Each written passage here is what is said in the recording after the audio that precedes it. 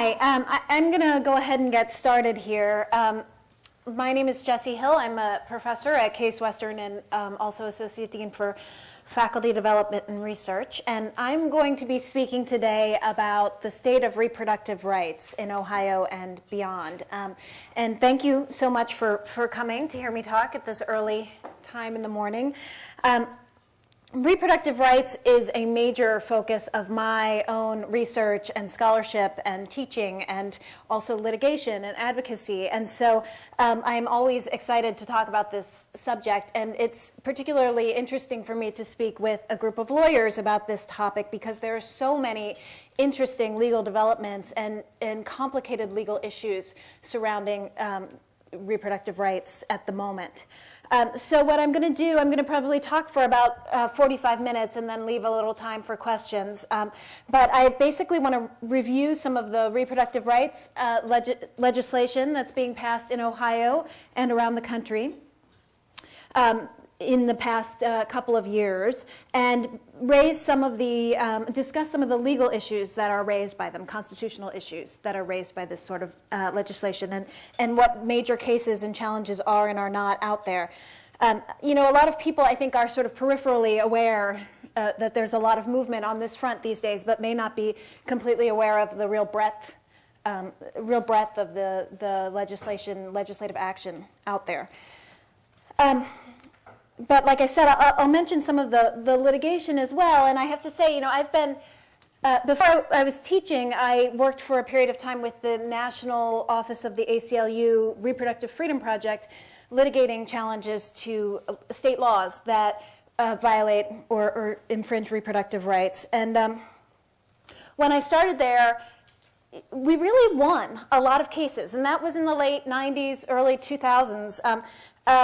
There were still a lot of victories, and the landscape has really, really shifted on the litigation front for pro-choice advocates. I can say that with certainty. And I was talking to a lawyer from Planned Parenthood recently who said that Planned Parenthood actually has not won a case in the Court of Appeal, in the circuit courts in over a decade, have not had a victory, and not one that stuck at any rate. So that's kind of the depressing, from my perspective, view of where things stand right now. I myself recently suffered a defeat that I won't hesitate to describe as crushing in the Sixth Circuit in a case I've been litigating with Planned Parenthood, along with Planned Parenthood, that I'll talk about shortly. Okay, so where do we stand now? There was more anti-abortion legislation across the country introduced in 2011 than any year since Roe v. Wade.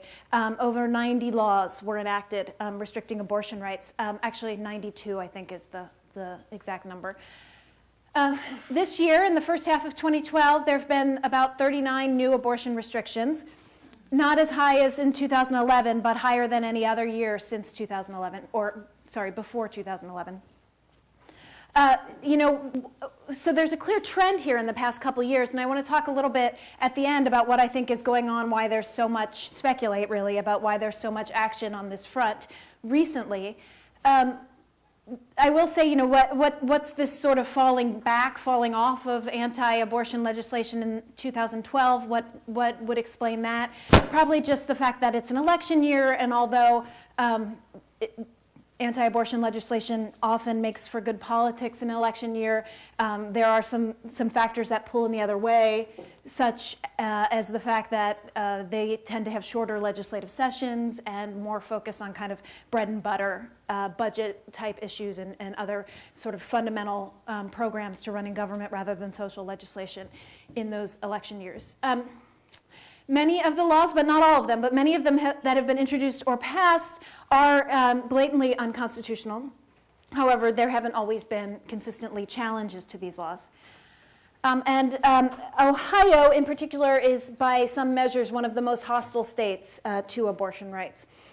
They kind of measure that by how many restrictions Ohio has in place currently, how many types of restrictions. And this map on the right-hand side, you can't really make it out. You're not really meant to, but it's just to show you this evolution from 2000 is the top image of the map is in 2000, the middle one is 2005, and the bottom one is 2011.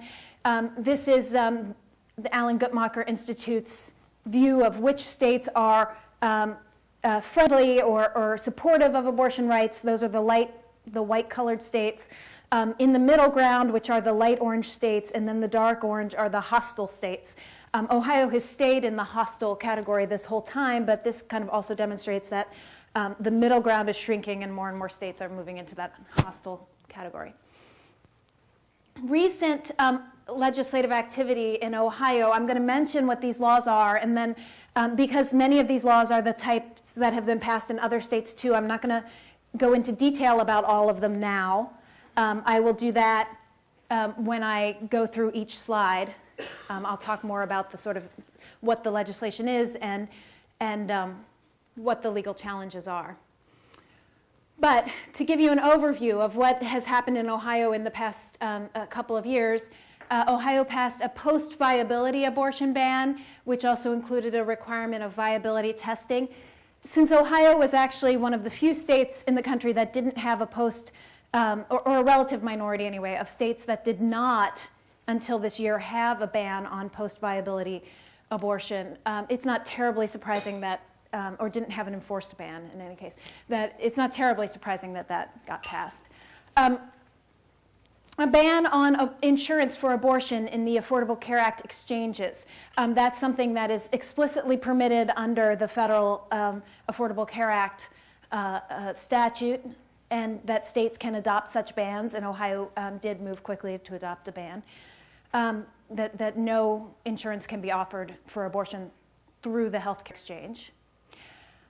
There were some amendments to the judicial bypass law, which is basically if a minor, a woman under 18, wants to get an abortion in Ohio without parental notification and consent, she has to go to court and get what's called a judicial bypass. That's a situation that's been in place for a long time in Ohio, but recently Ohio passed some amendments to those rules, making it slightly more difficult to get one of these judicial bypasses through restrictions on venue and raising the standard that the judge has to find by clear and convincing evidence that the minor is entitled to it, as opposed to preponderance of the evidence. Ban on abortions in public hospitals, and actually it's not just public hospitals but publicly funded, any hospitals that get public funds in Ohio. Finally, two other ones, the medication abortion restrictions. Some of you may know of it as RU486, the RU486 drug, which induces abortion medically rather than surgically. There were restrictions on, and I'll talk about that in a few minutes, restrictions on how the drug can be prescribed. They were passed in 2004. Ohio was actually on the cutting edge here, was the first state to pass a law like this in 2004. That's the case that I've been involved in litigating since 2004. We had an injunction in place for about 7 years, but we lost it in 2011, so that law actually just went into effect in, I believe, February 2011. And finally, many of you probably have heard about the much discussed heartbeat bill that has been introduced but has not gotten enough support to pass in Ohio. But in any case, I'll talk about that as well soon. I'm going to mention this proposed federal law primarily just because it's the only really major thing that's going on the federal front, although it's called the Child Interstate Abortion Notification Act. Congress has been trying to pass some version of a law like this since about the late 90s and hasn't succeeded yet. This current version, the website that I've been checking gives it about a 29% chance of going anywhere. I think it's probably not going to pass. But since it's the only major thing at the federal level that's going on, aside from all the controversy, of course, over the Affordable Care Act and the Obama contraception mandate, I just wanted to mention it. It would basically modify again, for minors, the parental notification rules to say that there's a 24-hour notice requirement in every state, even if your state doesn't currently have any parental involvement requirements. unless your state law is stricter, unless it requires, consent or a longer waiting period or something like that. It forbids, the primary effect of it is that it forbids, criminalizes actually taking a minor across state lines by anyone but a parent, so in order to avoid a parental involvement law in the minor's home state. And there's no exception for minors who have a medical need for abortion. There's been a lot of discussion for many years what exactly might be wrong with this law, if anything. It's kind of a tough nut to crack, and a lot of the devil's in the details, as always. But there may be a challenge under Bellotti v. Baird, which is the primary Supreme Court precedent regulating minors' access to abortion, that it's too restrictive, that it lacks a health exception, could be problematic constitutionally. There's also a question whether it violates minors' right to travel, but it's not clear to what extent minors have a constitutional right to travel. So, but anyway, I don't think that this is really likely to be a live issue at the moment. I just mention it. Okay, state legislation. So here I mentioned pre-viability bans. So this has been an extremely active area of state legislation. And not post-viability bans like Ohio's per se, which I will discuss in a moment, but bans on abortions at drawing a hard line at somewhere from 20 to 24 weeks of pregnancy. The line of fetal viability, there's no hard answer to where that is. It really varies case to case, and this sort of thing makes medical practitioners very uncomfortable. But I think most folks who practice in this area will draw the line somewhere around 24 weeks as being where they consider the fetus to be viable. So there are bans now in effect in a number of states. Actually, 9 states ban abortion starting somewhere between 20 and 22 weeks of pregnancy. 3 of those bans have passed in this year alone. So 20 to 22 weeks is pretty well outside the realm of viability. It's clear that it's a non-viable fetus. The claimed rationale for these laws is that there is supposedly new evidence that fetuses can feel pain starting at 20 weeks. The best medical evidence, in my understanding and my review of this, is that that's not supported, that perception of pain doesn't come until much later, usually around the 3rd trimester. However, the claim has been that there is this evidence that this is a compelling state interest or a significant enough state interest to outlaw abortion at that point. Honestly, even if it were true, it wouldn't, in my understanding, really be a rationale for outlawing abortion at that point. It would be a rationale for requiring some sort of measures to alleviate pain, to make sure that the fetus doesn't feel pain if there were pain at that point. So this all leads me to the conclusion that these laws are blatantly unconstitutional under Roe. I mean, Roe v. Wade, and nothing has changed since Roe v. Wade about the proposition that the state cannot outlaw pre-viability abortion across the board. However, not a single one of these laws has been challenged in the states, and the reason is very clearly that there's a fear of creating bad precedent, and that if it goes up, or even if it doesn't, that if courts are inclined to start cutting back on Roe, this is where they're going to do it, because everybody's really uncomfortable talking about later term abortions. And those who are kind of moderate on this issue, even those who are kind of moderate on this issue, are really uncomfortable with later term abortions. And so there's a real concern that the courts and ultimately the Supreme Court would just uphold a 20-week ban. And so the strategy has been to cabin the harm rather than challenge it and just let it go in those states where it goes. Ohio's law, as I mentioned, is not one of these, because what it does is it requires viability testing, quote unquote, starting at 20 weeks. But it's the sort of test that practitioners do anyway when they're trying to date the fetus and to determine whether or not it's viable. So it's not really a new requirement in terms of the viability testing that the law imposes. It also imposes a presumption at 24 weeks of viability. That is rebuttable, a rebuttable presumption. But basically, most people are going to stop at 24 weeks given the Ohio law. To be honest, again, this hasn't affected a lot of people's practice drawing the line here, because most people draw the line there anyway. There are a couple features of the Ohio law that are somewhat troubling.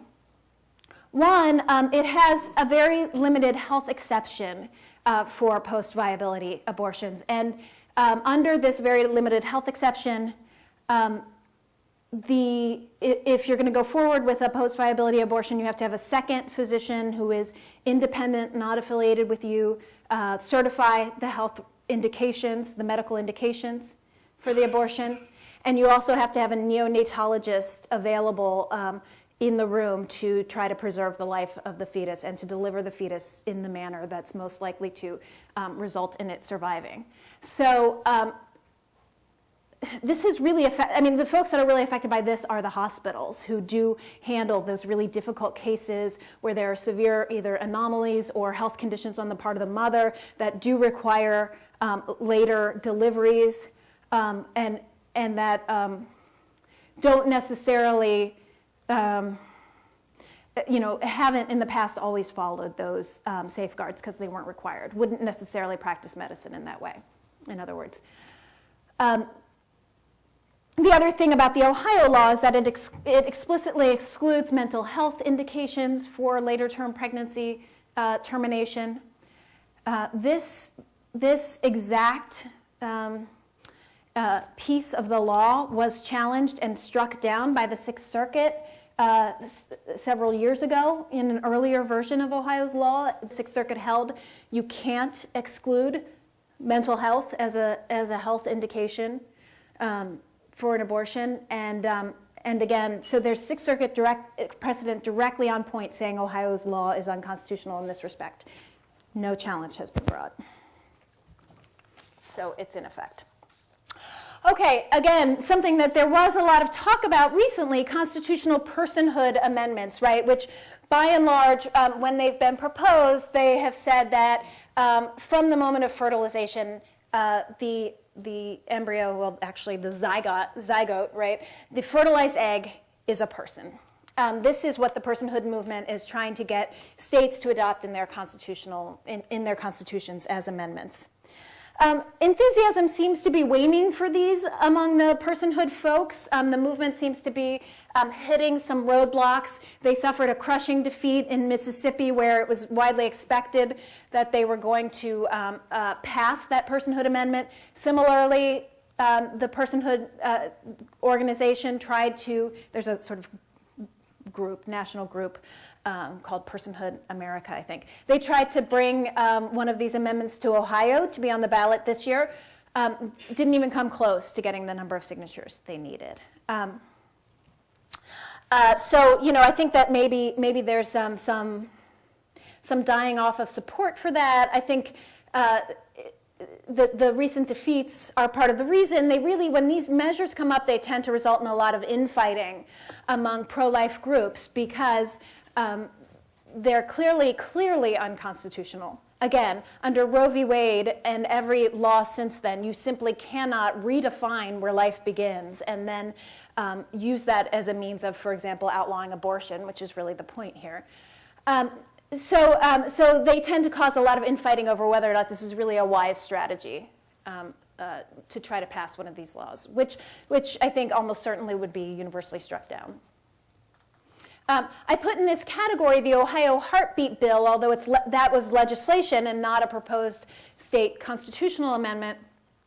The heartbeat bill, and it's still out there. It's still floating around. It's unclear whether it's going to go anywhere. For a while, it looked like it was. Then there was kind of a retrenchment. But the heartbeat bill would say that it would outlaw abortion after the fetal heartbeat is audible, which can be as early as 6 weeks of pregnancy. So although it doesn't have this personhood quality, it is similarly blatantly unconstitutional in outlawing in all circumstances early abortion. Mississippi similarly had a proposal to amend its homicide law to basically define a zygote as a person whose homicide would be a crime. Okay, the interesting thing though, the reason I keep these up here, and the really interesting thing about these laws to me, when it was looking like one might actually pass in Ohio, is that there may be procedural obstacles to challenging them. If you think about it, what would happen?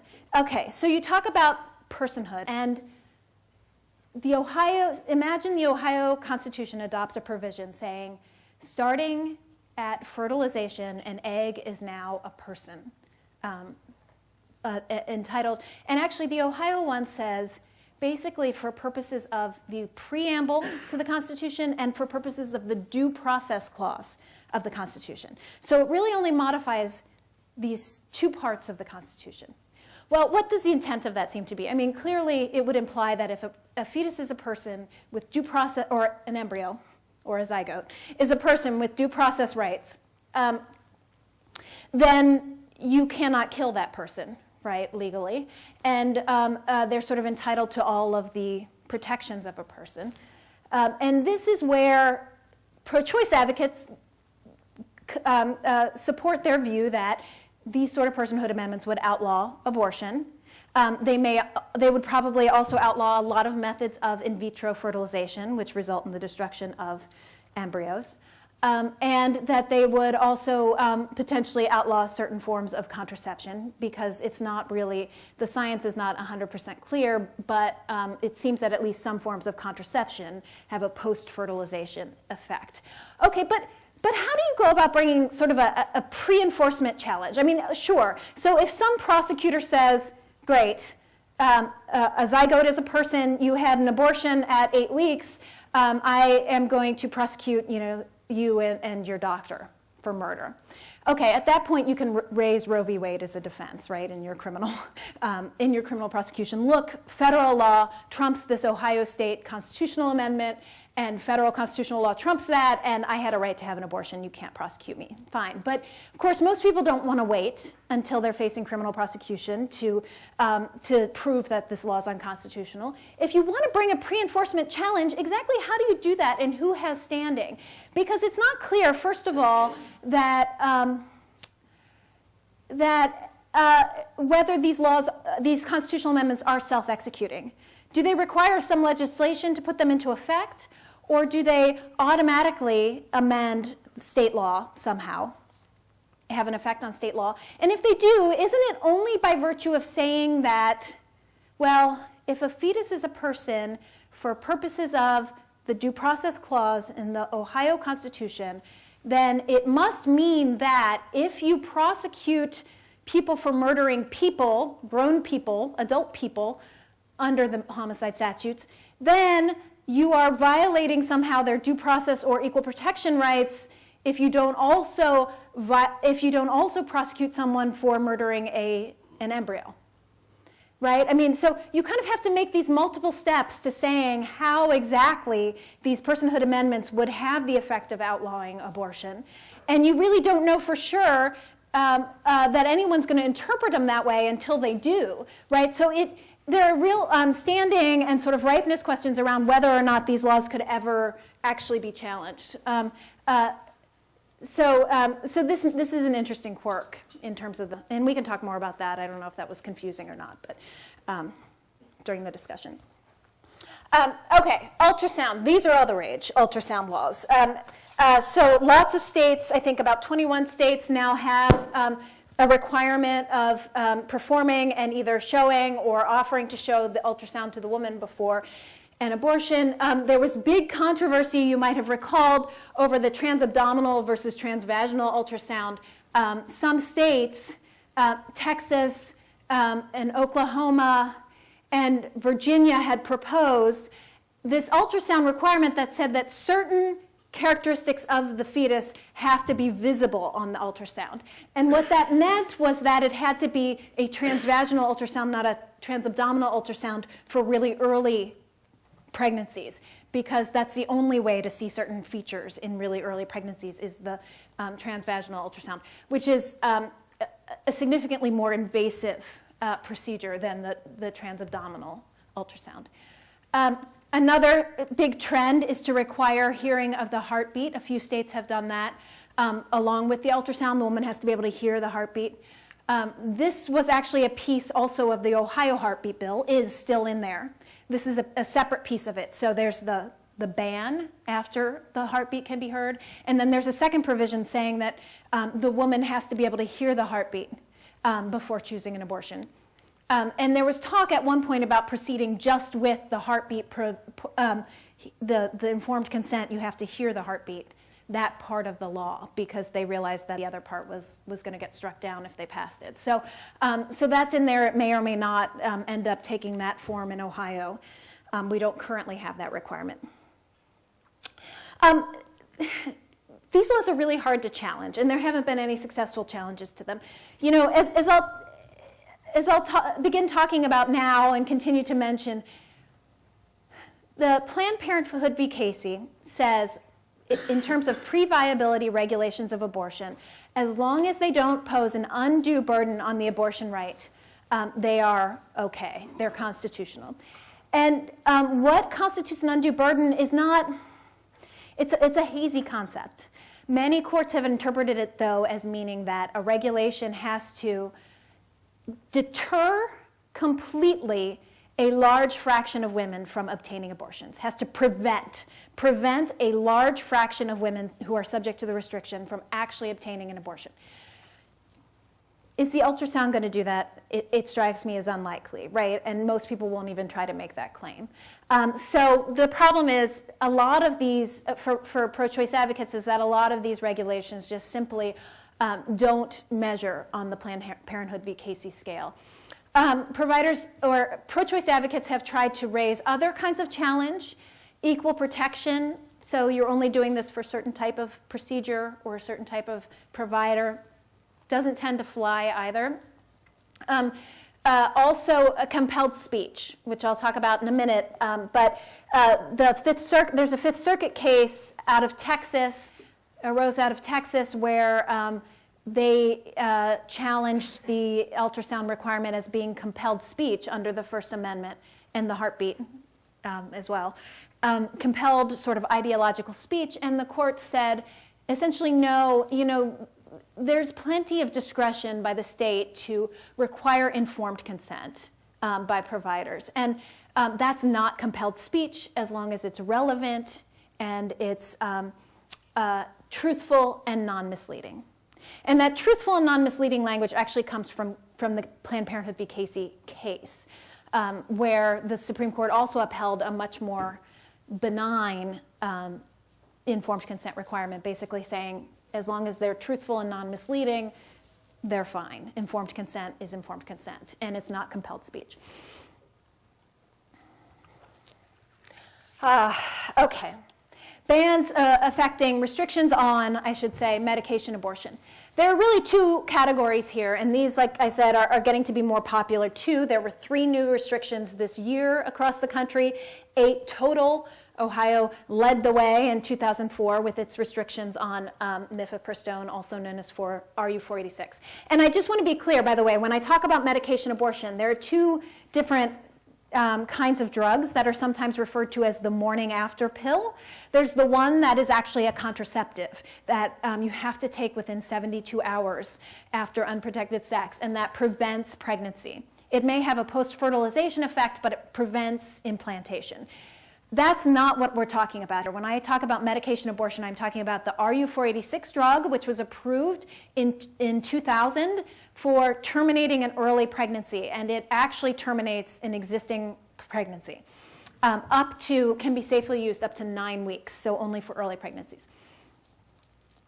Okay, so there are 2 categories of these restrictions. One is restrictions on telemedicine, which basically says that if you're going to prescribe this drug, you have to examine the woman in person first. So you can't just sort of have a conversation with the woman over the phone or over video conferencing, and then have the drug administered by a nurse practitioner or something closer to where the person lives. Of course, this is a big convenience for people who live far from an abortion provider. However, seven states have banned telemedicine for medication abortion.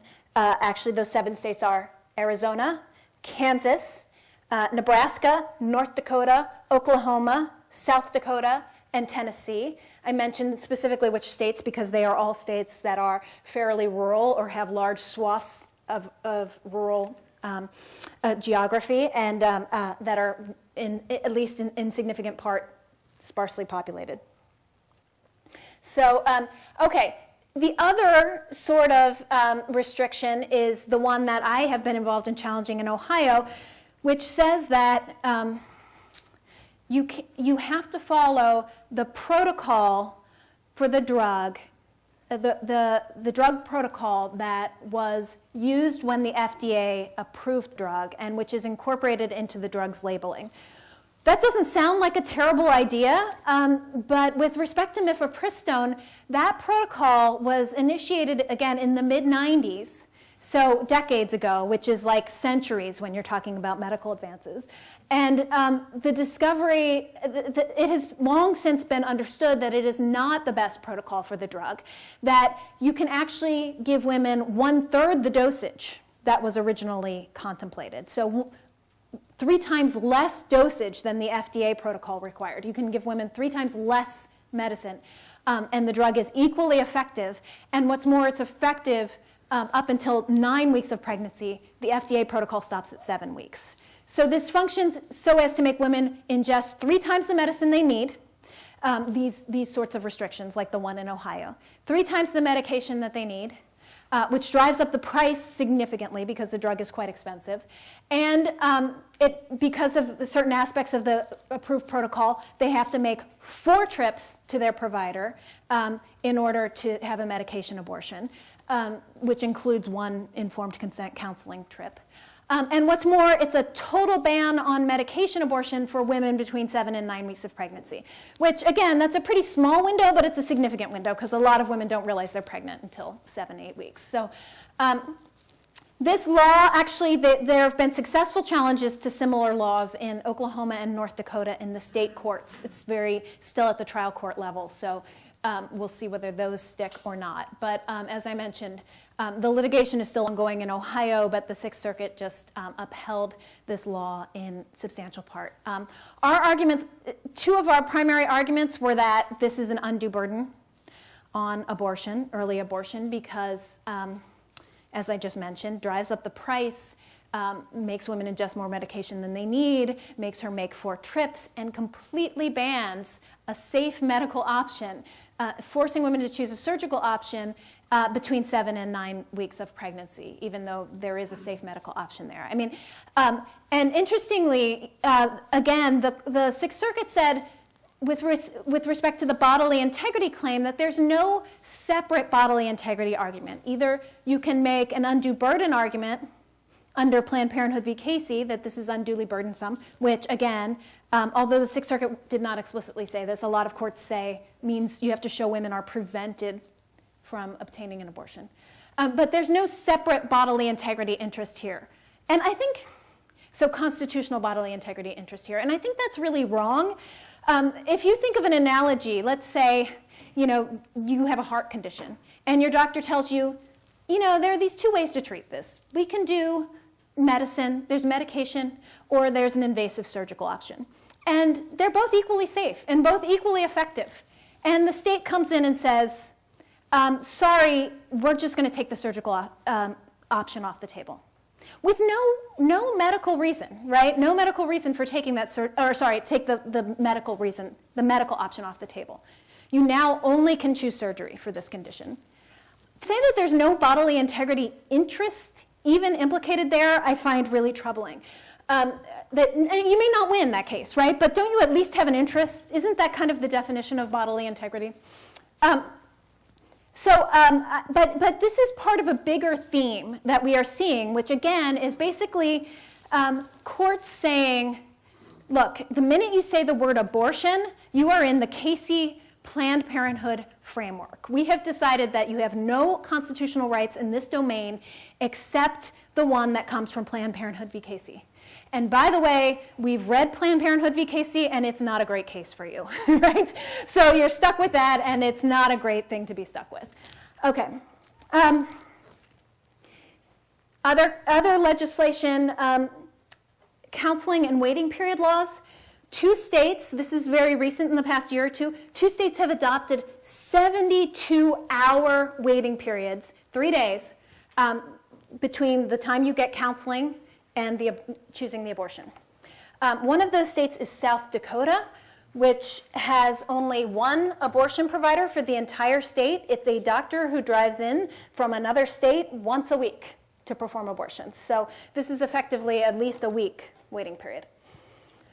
Okay, another big move we're seeing in the states is counseling on the mental health impact, and particularly a requirement that women be told of mental health risks or suicide risks from choosing abortion. And this was initially enjoined, and then recently, I think it was July of this year, the 8th Circuit, sitting en banc, upheld in its entirety South Dakota's law, which included this requirement that women be told of an increased risk of suicide ideation and suicide from having an abortion.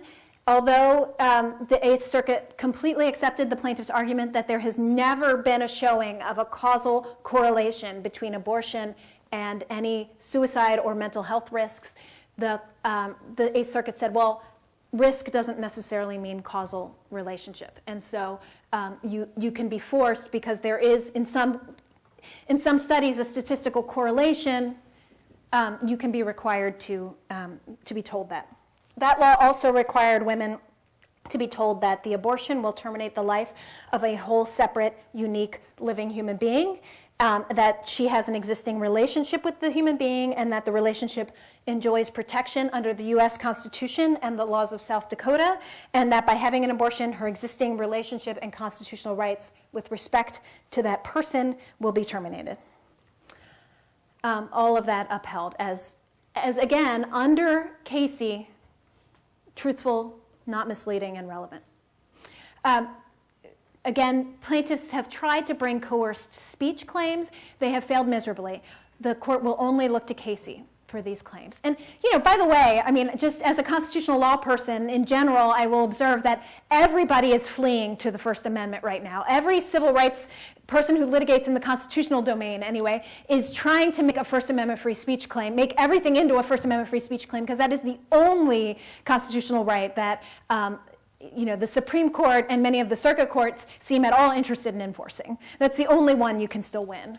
That's the most protective jurisprudence right now. Okay, some anti-Obamacare and insurance restrictions. I actually, I'm in favor of Obamacare. I just thought I'd put that up because I thought it was funny. But in any case, there are, of course, in the wake of the adoption of the Affordable Care Act, as I mentioned, bans on insurance in the healthcare exchanges. Some states, like Kansas, have actually banned insurance for abortion in all private insurance plans, not just the ones offered through the exchanges. Ohio's is limited to the exchanges.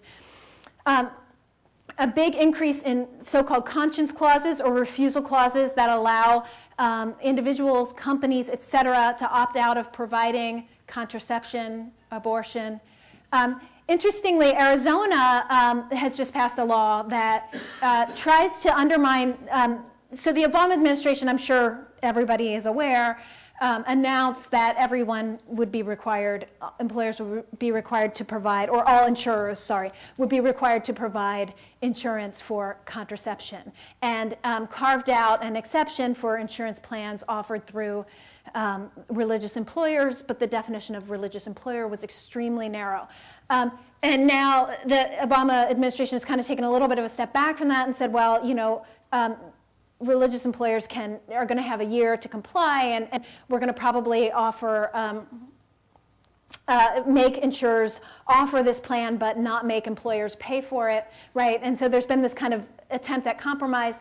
There's an Arizona law recently that has adopted a much broader definition than the federal definition of what's a religious employer. I don't know how they think they're getting away with that. But it also requires coverage by all religious employers of contraception for health purposes only. And they can require that you submit an affidavit to your insurer about the fact that you had health, proving basically, not just an affidavit, but evidence, proving that you have a health reason for taking contraception. And it also lifts a prior rule in the existing state law, Arizona law, that said that you couldn't fire someone for taking contraception or for getting contraception through their insurance plan. So it now presumably allows you to fire them for that reason.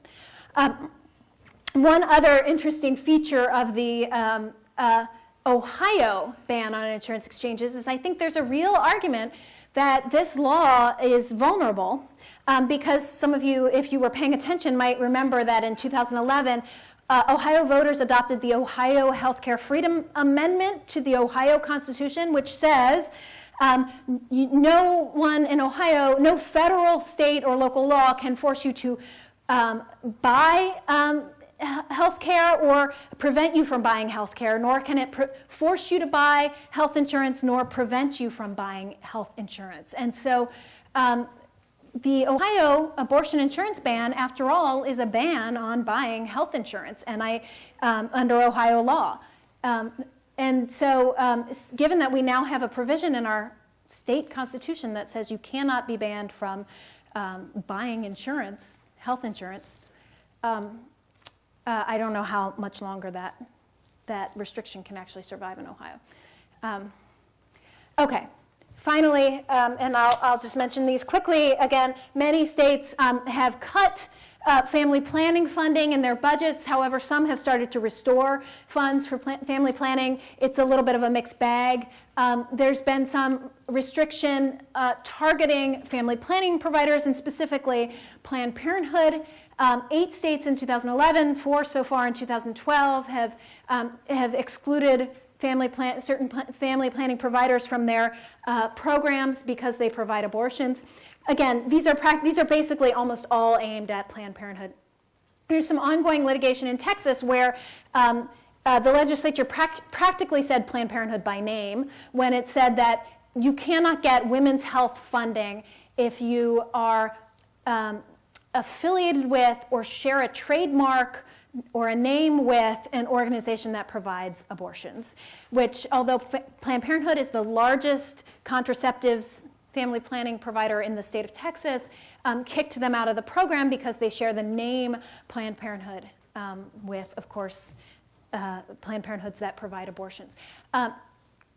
Or not provide abortions, actually, that even advocate for abortions, even being associated with an organization that advocates for abortion.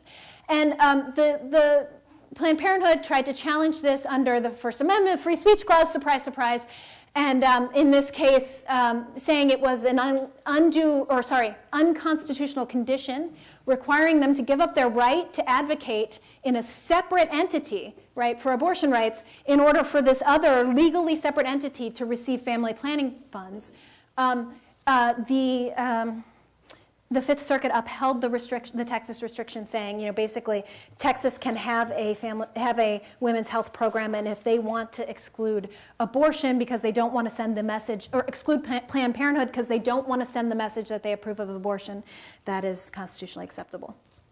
Okay, so finally, some miscellaneous types of laws. Interesting, the first two fall into the category, in my mind, of laws against things that don't actually happen, which are bans on abortion because of the sex or race of the fetus. Put that one in your hat and smoke it, or whatever they say. Right? I don't know who aborts a fetus because of the race of the fetus. I can't even begin to comprehend what that's talking about. But in any case, sex-selective abortion bans, sex-selective abortion, probably does occur in some communities. Maybe it even occurs more often than we think. I know on the international realm, it's treated as a sort of international human rights issue. Abortion of female fetuses, the widespread abortion of female fetuses. in the US, this gives women's rights groups fits because on the one hand, it is troubling from a feminist perspective if this is going on, and we should favor sex selection bans, right? On the other hand, there's been a very long tradition of the government keeping its hands off the woman's decision-making process. That's kind of the core of the Roe v. Wade autonomy right? That the government can't tell you why, at least, in the early pre-viability stages. And so there's a lot of discomfort with those laws. Anti-coercion, basically requiring clinics to post signs saying no one can coerce you to have an abortion. There's proposed law, I don't think it passed in Tennessee, requiring abortion provider information, personal information about them to be posted on the web. Sex education, a big mixed bag. There was a tendency toward funding for comprehensive sex ed, and then a backward, lately, trend toward funding only abstinence only again. So there's been a kind of back and forth, and it generally is a mixed bag between abstinence only and comprehensive sex ed. Targeted regulations of abortion providers, those are always happening. Basically, restrictions on only abortion providers in terms of certain requirements about who they have to have on staff, what the physical dimensions of their facilities have to be, and things like that, that nobody else has to observe these regulations. Finally, I just want to mention the Crisis Pregnancy Center regulations and the litigation that has evoked, and it's particularly interesting because there were a pair of cases out of the Fourth Circuit where city ordinances required these crisis pregnancy centers, which you may or may not know are basically anti-abortion organizations that they call themselves crisis pregnancy centers. You show up and they try to convince you not to have an abortion. They'll say that they offer pregnancy tests or ultrasounds or that sort of thing. Many of them are religiously affiliated. A couple of city ordinances required these centers to post the information that they do not offer or refer for contraception or abortion. And then there was a separate city that had an ordinance that required them to say that they don't have a licensed medical professional on staff, that they do not, and that the county health officer recommends that if you are pregnant, you should see a licensed medical professional. Struck compelled speech. Compelled speech. So here's the one area where you get First Amendment protection against compelled speech. When you're not a doctor, that's when you get it, right? Because we're not in the domain of informed consent. We're not in the domain of Casey and abortion. So this is just was in the Fourth Circuit's view, pure and simple compelled speech, subject to a strict scrutiny, and it found that the state did not have a sufficient interest in these regulations, which, in a sense, are sort of like, make you wonder whether all sort of consumer protection type disclaimers and disclosures are in danger. Okay, I'm going to talk about this for like 2 minutes, and then, if folks want to discuss it more, we can. But what's going on here? Why 2011? Roe has been around since 1973, right? What's going on? Well, I think it's fair to say that there's a certain conservative movement, maybe more conservative than in some time within politics in general, and that this is an outgrowth of that. A standard explanation is that there is a war on women in politics, leading up to an election year. This often makes good politics, and then we are told by some sources that we are in a man session, right? That men are suffering disproportionately from the recession at the same time that, again, by some accounts, women's academic and professional achievement is at a new height. They are outnumbering men in terms of, bachelor's degrees, advanced degrees, managerial achievement of managerial positions, and so on. So, I think that's always a good explanation. I'm always willing to buy it on some level that that's what's going on, is that there's this sort of attempt to put women back in the home or something like that. That could be what's going on. Another, I think, under-discussed, in my view, aspect of what's going on, and this is something that I've written about, and I think there might even be one of my articles in the packet there, is that, for a long time, abortion has been isolated from the rest of healthcare. And, the sad part of the story is that this was a strategy that the pro-choice movement explicitly took on, right? So there was a view around the time of the abortion rights, around the time of Roe and the movement to repeal criminalization of abortion. You know, there was a conflicting trend toward liberalization that said, well, let's not repeal, let's just liberalize and let doctors decide and, you know, make the indications very broad and so on.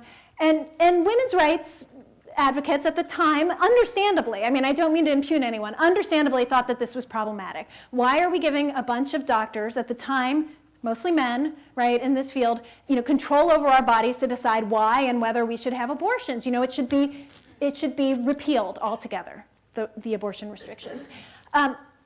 So there was a movement away from putting this in this sort of doctor-patient framework. You know, right after Roe, abortion clinics started popping up, right, which were freestanding, isolated clinics that did one thing, or, you know, one or two things.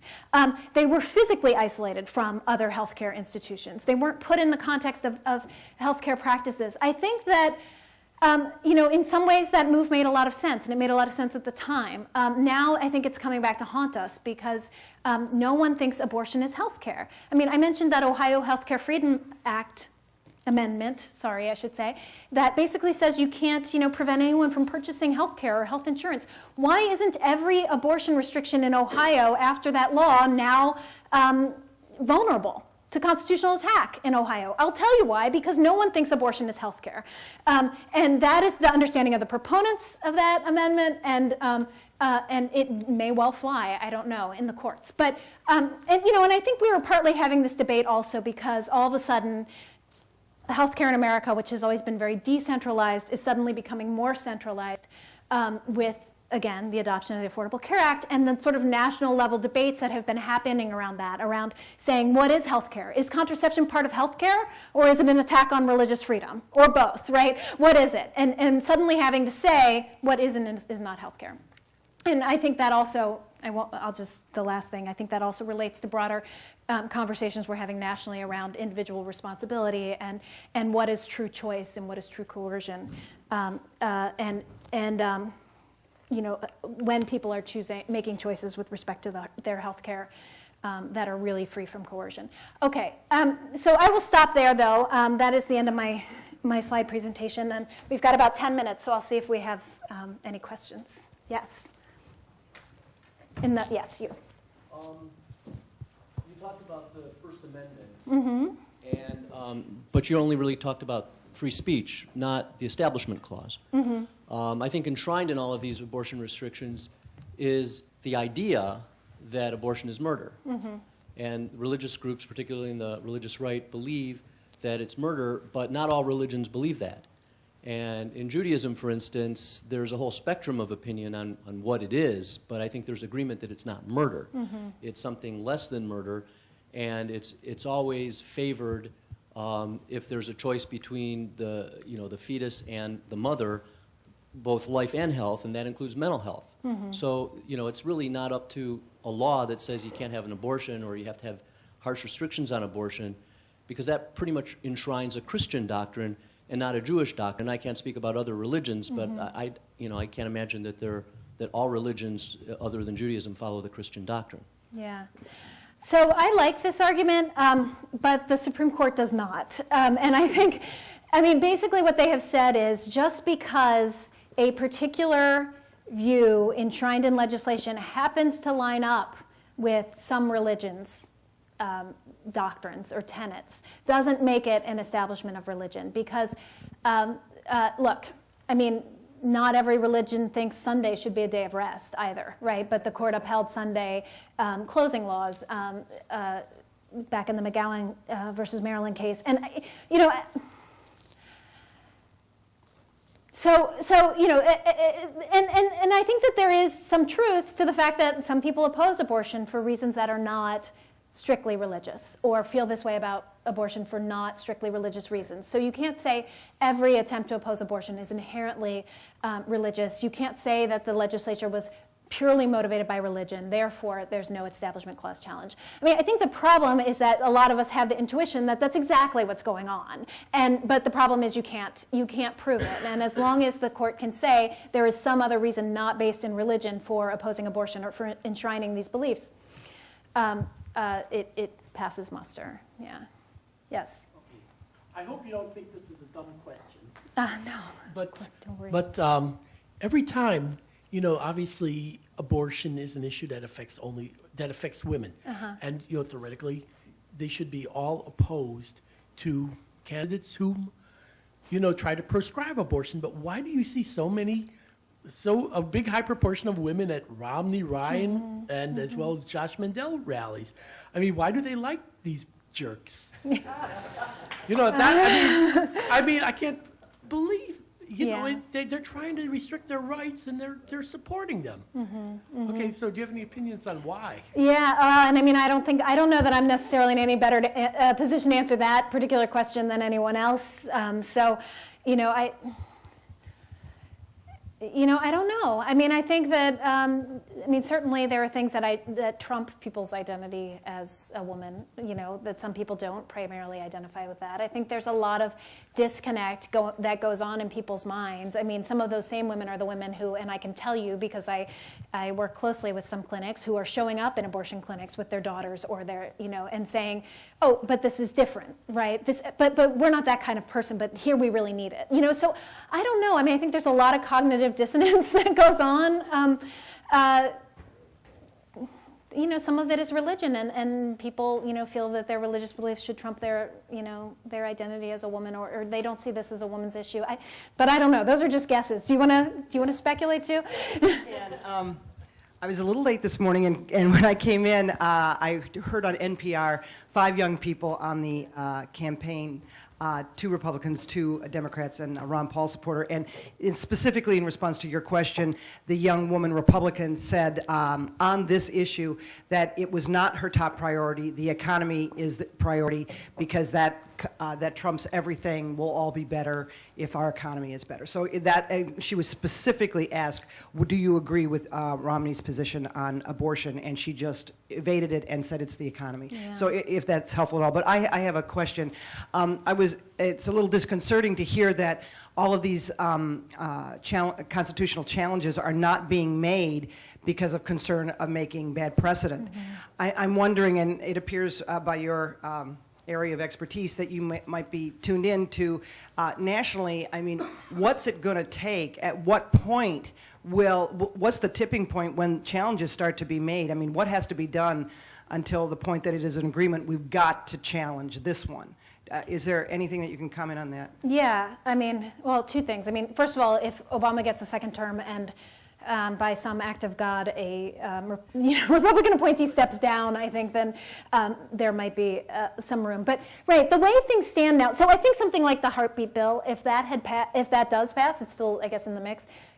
No doubt. So something that strikes that fundamentally at the core of Roe, I think there would be enthusiasm for a challenge. And the real fine-grained concern here is the supportive votes. There are 4 supportive votes for abortion rights on the Supreme Court, and then there's Kennedy. And Kennedy is a little bit hard to read right now, and nobody knows what sort of way he's being pulled. He was one of the swing votes, in Casey, part of the plurality that upheld the core of abortion rights. He voted the other way in Carhart v. Gonzalez, which was the last major Supreme Court decision in 2007, but that did deal with the so-called partial birth abortion ban, which does tend to split people who consider themselves moderate, a little bit more than other. So, but there's just a lot of fear about Kennedy. So I think there's a sense that Kennedy would clearly strike down something like the heartbeat bill or some other really early, but there's just uncertainty about where he stands on almost everything else. And and it's after Planned Parenthood v. Casey, it's been impossible to win on any kind of sort of procedural restriction on abortion rights, like waiting periods and so on. Although 72, I mean, I kind of wonder about 72 hours. I actually think that there's an argument that is too, I mean, at some point it's going to be too long, right? I mean, what is a week? 2 weeks? How about 5 weeks? I mean, pretty soon you're pushing people into another trimester, right? I think that there could be a point at which that becomes problematic. 72 hours is probably going to still fly, but yeah. You're good. Go ahead. You're next. Oh, sorry. Go ahead. He said he didn't. I have the same question. Go ahead. Yeah, from my perspective of being pro-reproductive rights, do you think the battle will continue to be waged on both the federal and state level, or do you think at some point, will we get one answer at some point, or will it just be, if you get a negative, whether Roe gets overturned, you get the battle to find some states that will become more liberal, and will this be a return to the 1930s in a sense? I think the states is where the action is, and I think that's where it's going to continue to be. I think politicians get a lot more bang for their buck at the state level. At the federal level, it's a lot more difficult, and there's more of a division in terms of whether this legislation is popular or not at the federal level. So I think, right, the states are just going to continue to polarize, and like that graph showed with shrinking sort of middle ground. I personally don't think Roe is going to be overturned, but in the near future, I think some of that could really depend on the upcoming election. I think the prospects are small, but I do think that the states are really where the battle is going to continue to be. How politicized are physicians on this, and has the AMA come out with an official position? No, and not politicized enough, and this drives me bonkers. So I think that, this is one of the problems about they don't think it's their problem, because they know, sure, legislators can tell abortion doctors what dosage they have to prescribe. My husband's a physician. If you tried to tell him, he's an ENT, you try to tell him what dosage he can prescribe of a drug, are you kidding me? They would be outraged, but the AMA got a little bit burned whenever it's tried to wade into this area, because physicians are politically conservative, and they often get some pushback. So they have not taken a stand, and physicians themselves just don't see it as their issue unless they actually provide abortions. It's really frustrating. Yeah, I think it's problematic. Well, following up on that, what I've come to learn is that there's a pervasive amount of off-label drug prescription. In fact, there may be more off-label prescriptions than on-label. Doctors do it all the time, and as long as they have a valid medical basis for doing it. Are you aware of any other law anywhere that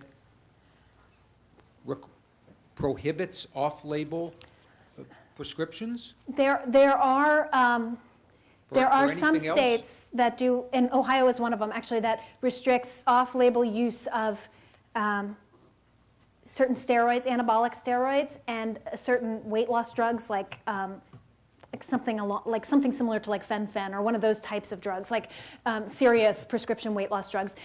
But they also only restrict off-label use for saying that you can't prescribe them for any other indication. So they don't, unlike this restriction, say what dosages, how long you can use them, things like that. They just say if you're going to prescribe this weight loss drug, it's only for weight loss. I don't think that they require the labeling to be followed exactly like this law purports to. Yeah. But there are restrictions. I mean, theoretically, the state has authority to regulate medicine. So, although the FDA contemplates and says that it has no problem with off-label use, it does.